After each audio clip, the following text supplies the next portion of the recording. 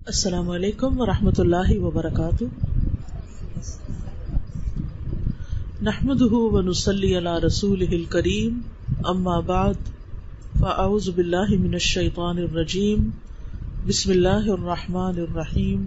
رب اشرح لی صدری ویسر لی امری واحلل عقدۃ من لسانی یفقہوا قولی.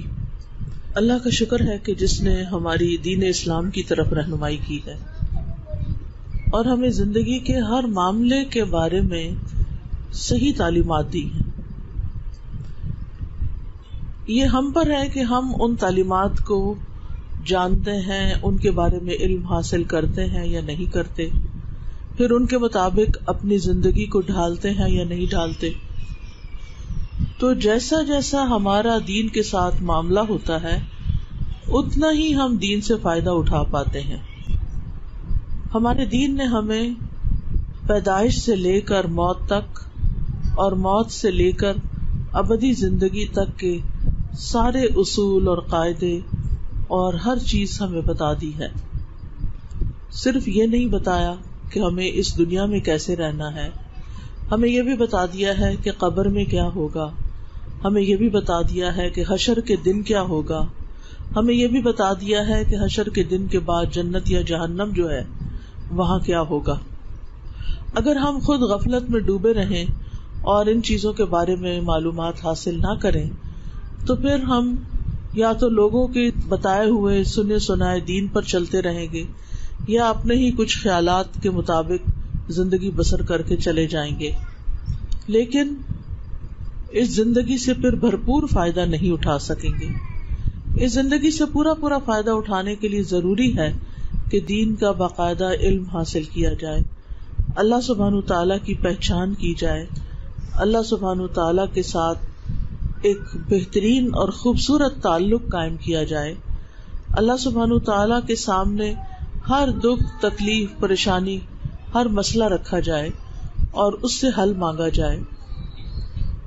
ہم جانتے ہیں کہ دعا کرنا ایک عبادت ہے اور ہمارے مسائل کا حل ہے، لیکن بہت دفعہ ایسا ہوتا ہے کہ ہم دعا کرتے ہیں لیکن جب ہمیں قبولیت کا اثر نظر نہیں آتا تو ہم اللہ تعالیٰ سے ناراض ہونے لگتے ہیں.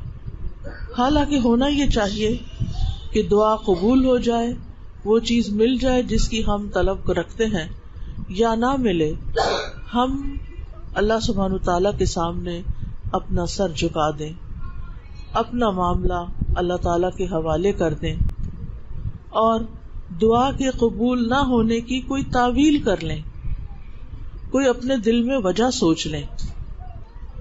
مثلاً یہ کہ کبھی جو چیز میں مانگ رہی ہوں اس کا نہ ملنا میرے حق میں زیادہ فائدے کی چیز ہے اور زیادہ مناسب ہے، کیونکہ کئی دفعہ ہمیں کوئی نعمت مل جاتی ہے تو ہم اس کی وجہ سے تکبر میں مبتلا ہو جاتے ہیں، ہمارے اندر اکڑ آ جاتی ہے، ہم اپنے آپ کو کچھ سمجھنے لگتے ہیں، اور جب کوئی چیز نہیں ملتی اور ہم ٹوٹ جاتے ہیں تو ہمارے اندر وہ چیز عاجزی پیدا کر دیتی ہے.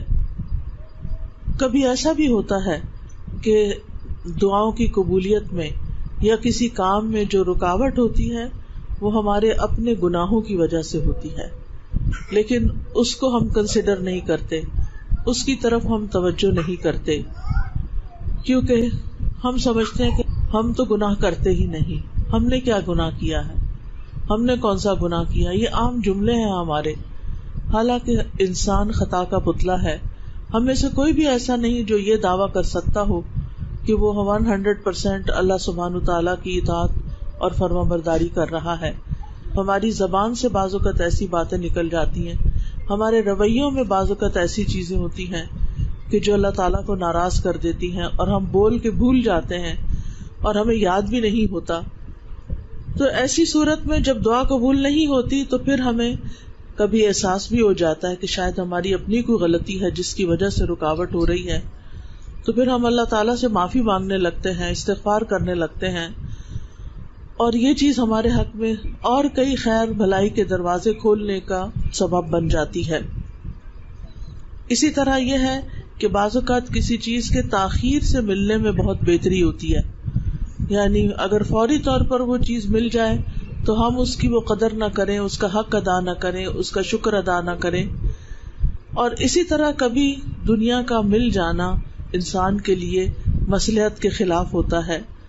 اور اگر کوئی بھی دل میں پازیٹیو تھنکنگ نہ رہے، کوئی بھی مثبت خیال نہ آئے، تو بھی اللہ سبحانہ تعالیٰ کے بارے میں ہمارے دل میں کسی قسم کا اعتراض نہیں آنا چاہیے.